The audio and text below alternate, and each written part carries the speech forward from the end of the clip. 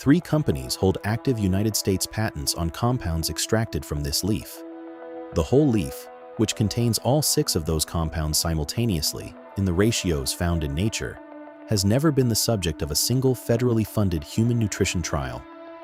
It contains 4 times more vitamin C than an orange, more calcium than a glass of milk, more iron than spinach, and enough protein per 100 grams to rival an egg. It has been documented in medical texts spanning 4,000 years across 3 continents. And it vanished from Western medicine anyway. The plant is moringa. And the story of why it disappeared is not a story about science. It is a story about who gets to own a molecule. Think about the shelf above your kitchen sink for a moment. The vitamin C tablet, 36 capsules, $18. The anti-inflammatory supplement next to it, 60 capsules, $24 a month. The blood sugar support blend beside that, 30 days, $29. 3 separate bottles, 3 separate deficiencies, 3 separate monthly costs. Now consider that a single handful of fresh moringa leaves, a plant that grows 10 feet tall in its first year and can be cultivated in a 5-gallon bucket on any apartment balcony in any US state, addresses all 3 of those categories in a single serving. That is not a folk medicine claim, and every compound responsible for each of those actions has been individually identified, measured, and peer-reviewed. 1,300 times. Not one of those studies was funded by a US federal health agency examining the whole leaf.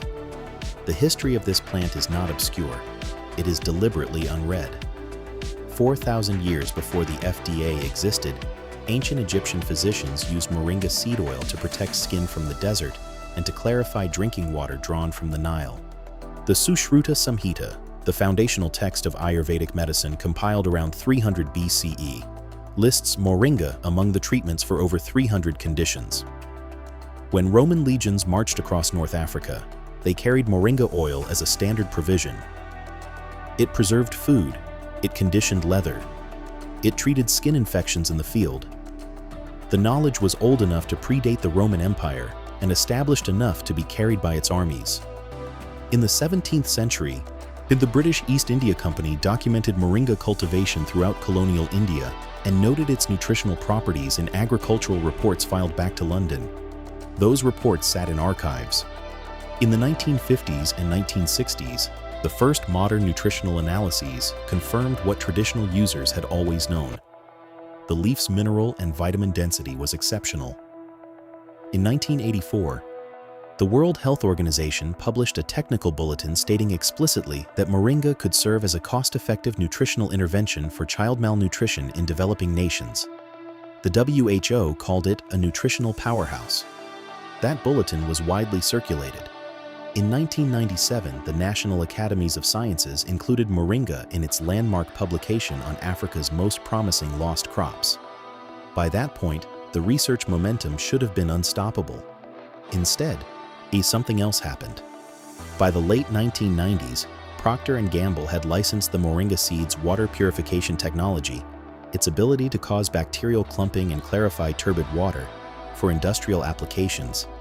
The commercial incentive moved toward water treatment, not nutrition. Simultaneously, 3 pharmaceutical companies identified and patented individual compounds from the leaf. The whole leaf, unmodified, unprocessed, illegally ungrantable as a patent, received no corresponding investment. By 2005, the WHO malnutrition promotion had quietly concluded. The research dollars had followed the patents, not the plant. Now look at what the evidence actually says. The fresh moringa leaf contains 220 milligrams of vitamin C per 100 grams, according to nutritional analyses consistent with multiple published studies including USDA reference data. A standard orange contains 53 milligrams per 100 grams. That is a 4-to-1 ratio. The same 100 grams of fresh moringa leaf delivers 185 milligrams of calcium, compared to 113 milligrams in a glass of whole milk. Iron content sits at 4 milligrams per 100 grams, compared to 2.7 milligrams in fresh spinach. Protein content reaches 9.4 grams per 100 grams in fresh leaves and approximately 27 grams per 100 grams when dried. Now add the 6 bioactive compounds that the pharmaceutical record has confirmed are present in that same leaf. Quercetin, an anti-inflammatory flavonoid whose mechanism resembles that of ibuprofen, studied in a 2017 Journal of Food Science Analysis. Chlorogenic acid, which a 2015 controlled trial in the Journal of Ethnopharmacology found to reduce postprandial blood glucose in 60 human subjects. The isothiocyanate compound moringin, shown in a 2012 African Journal of Biotechnology paper to exhibit antibacterial activity against both E. coli and Staphylococcus aureus in laboratory conditions. Niazimicin, an anti-cancer compound that received NC.I. supported preliminary investigation and whose isolation is covered by U.S. Patent 5,756,098. Beta-sitosterol, a phytosterol consistently associated with LDL cholesterol reduction in plant stanol research. And ferulic acid, a hydroxycinamic acid whose hepatoprotective effects, the normalization of elevated liver enzymes, were confirmed in a 2019 Journal of Food Biochemistry study. 1,300 peer-reviewed papers document some combination of these compounds in moringa. Not one U.S. federally funded clinical trial has ever tested the whole, unprocessed leaf on a human being. Follow the money. The global anti-inflammatory pharmaceutical market is valued at approximately $118 billion annually, encompassing NSAIDs, COX-2 inhibitors, and biologic therapies. The vitamin C supplement market alone generates $1.5 billion per year in the United States. The blood sugar management market exceeds $100 billion globally. These are the 3 categories that moringa's documented compounds address. Now consider the economics of patent law. A company that isolates, modifies, and patents a single compound from a plant leaf can charge royalties on every pharmaceutical application, every supplement formulation, every clinical trial that uses that compound. A company that funds research on the whole, unmodified leaf receives no such protection. The leaf cannot be patented. The research investment cannot generate a licensable return. This is not a conspiracy. It is the predictable output of a funding system where pharmaceutical companies and their grant funding relationships with federal research bodies allocate research dollars based on patentable return on investment. The WHO's promotion of moringa for malnutrition ended precisely at the moment when donor funding priorities shifted from plant-based nutritional interventions toward pharmaceutical delivery systems for the same conditions. The timing is documented. The outcome: 1,300 studies, 0 federal whole-leaf trials, 3 active patents on extracted compounds, is the arithmetic result. Before anything else, understand what is and is not available to you. Moringa is legal to grow in all 50 U.S. states. It is not listed on any federal or state noxious weed registry.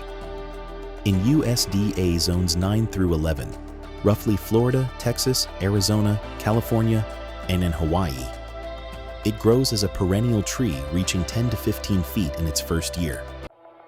In every other state, it grows as an annual in containers or raised beds, cut back repeatedly to maintain harvestable size, and treated as a fast-growing seasonal crop.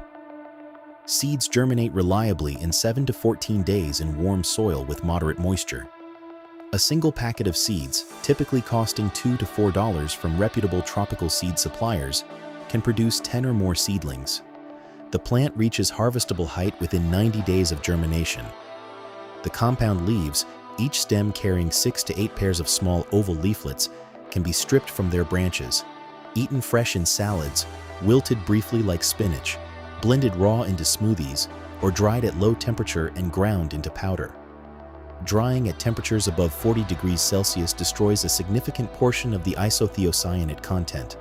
So shade drying or low heat dehydration at under 100 degrees Fahrenheit is recommended for maximum compound retention.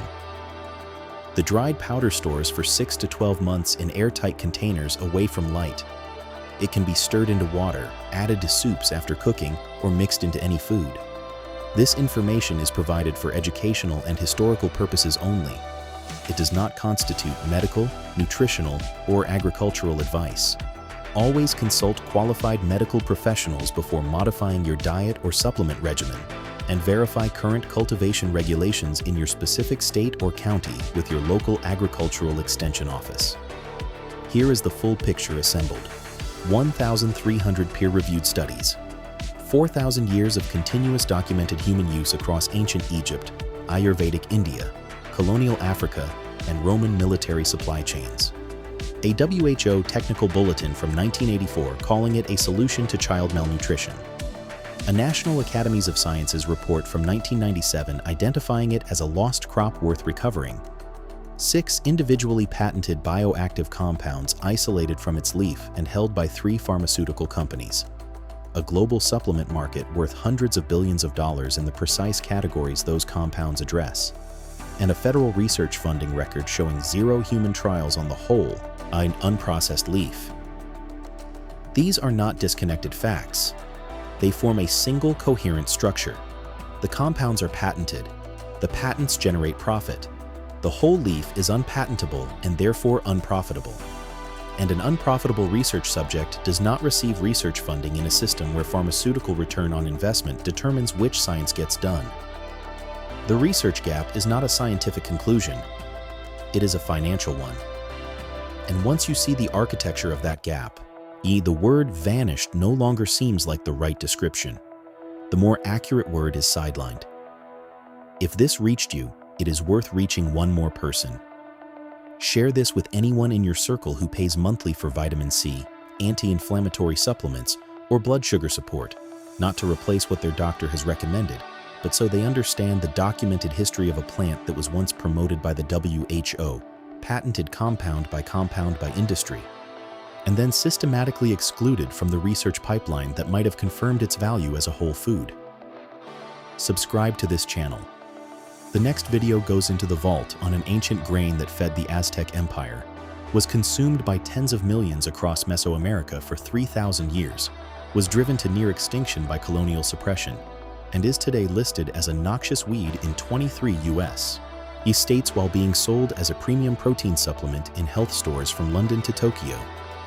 The gap between those two facts is as large as the one we examined today. See you then.